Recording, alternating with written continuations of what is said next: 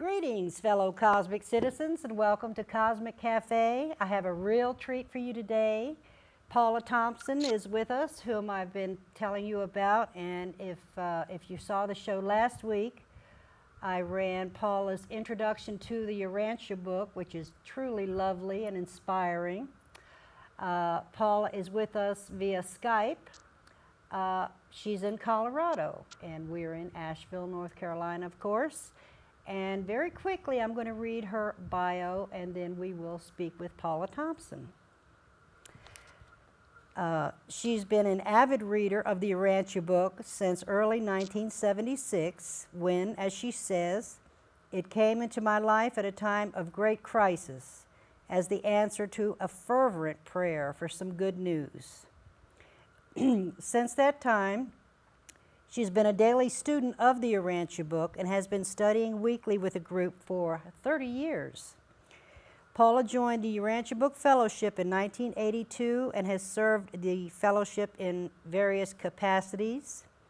She has been the fellowship administrative director since 2006. Before that, from 1993 to 2006, she served as director of the Jesusonian Foundation, which is another Urantia book nonprofit. Since 1983, she has devoted her time to developing and distributing outreach and study aids that help others to know of and understand the Urantia book. Most notably, she was one of the 3 people who created the beautiful Urantia book website, www.truthbook.com. Paula has devoted 27 years to active public outreach with the Urantia book. She's traveled all over North America, as well as to Asia, Africa, Australia, Europe, and South America to exhibit and introduce the book. She's done radio and TV interviews, as well as dozens of public lectures, and has trained hundreds of volunteers for Urantia outreach. So a very big welcome to you, Paula. Thank you, Deborah Lee. I'm so happy to have you on the show. It's so great to be here. Thanks for inviting me. Well, it's a real pleasure, and nothing is really coming to my mind. I'm so used to watching you on YouTube and listening to you speak. I just want to hear you speak. So, Well, gee, thanks. I always appreciate being able to tell people about the Urantia book.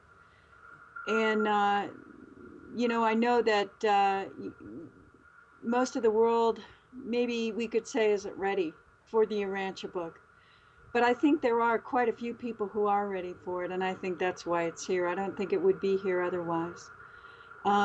It truly is the most extraordinary book, and the most extraordinary document that I have ever found in my life. And I've been a seeker of truth all my life. And I've read some pretty extraordinary documents. I've read The Course in Miracles. I've read, a great deal of the New Age material that's out there. And including, have been deeply involved with the New Age community and actually doing introductions of the Urantia book to the New Age community since the early 90s. I know a lot of what goes on in, I've exhibited the book at the Whole Life Expo, at the New Life Expo, at various New Thought and Holistic Expos. And I would say that the beautiful thing about being able to exhibit there is that the New Age is very open to the Urantia book and what it represents. And in fact, is very willing to believe that the universe is friendly and well-ordered. Just 1 minute. And willing I really to can't hear you. We're having a little tiny and technical God difficulty is still speaking just this to very us. minute. And that's a basic premise for anybody that reads the Urantia book. And even people who don't believe that, even people who don't believe that God is still speaking to humanity, can pick up that book and after reading it for a while can say, oh my gosh, if this isn't what it claims to be, then what is it? It's just the most extraordinary information, and it's so plausible, it's so consistent, it's so logical, it's so internally consistent. And I think that most people who give it a chance and start to read it and keep reading it for a while realize that they start to resonate with it very deeply. It's written on a very high thought process. They've tested it. Most notably, they've tested it for education level, and they've discovered that it tests at way beyond a PhD level of education, most of it. Part 4, which is the life and teachings of Jesus, that tests at a 12th grade level. And so most people, if they can't read the first 3 parts of the book, really enjoy reading the last part, which is the life and teachings of Jesus. It quite simply claims to be a revelation of truth to our world from a friendly and well-ordered universe. And it gives some premise for that. It says that our world had reached a level of evolution, the age of communication, the age of printing, the age of reading, the age of literacy, essentially the age of education, higher education, and learning. It says that we are coming into a new age and a new era, and that is the era where the quality of thought will be paramount to us, the quality of our thinking. It doesn't just ask us to believe, but it challenges us what we are believing. What do we believe about God? And most people, if you ask them, would you like to get to know God better? You know, there are some people that would say, no, I know everything I need to know about God. What do I need to know? What else do I need to know? I have the Bible. I have the Quran. I have my religion. What else do I need? Well, you know, if you feel like that, you don't need anything else. And God bless you. And, you know, keep going with that. However, I heard, I had a man ask me one time, he asked me that question point blank at a exposition where I was exhibiting the booth. He said, look, you know, we've got the Bible. Why do we need anything else? And I said, well, you know, you look like a man who may have children at home. He said, I do.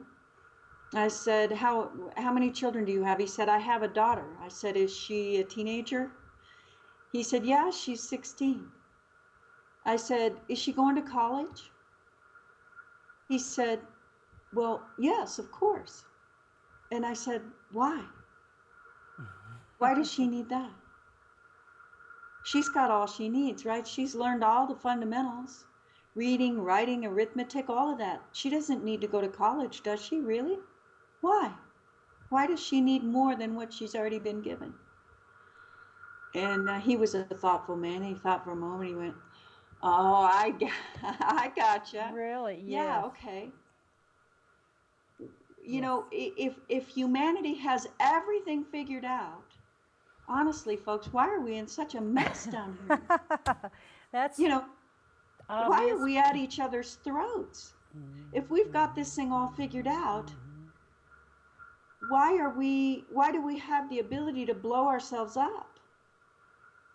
And why would we ever even want to do something like that? Why do we think that if we kill them over there, that will solve all of our problems over here?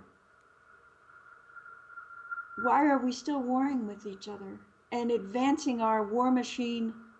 You know, and I'm not just talking about the United States, I'm talking about the whole world as a, you know, because as the universe looks at us, they don't look at just the United States.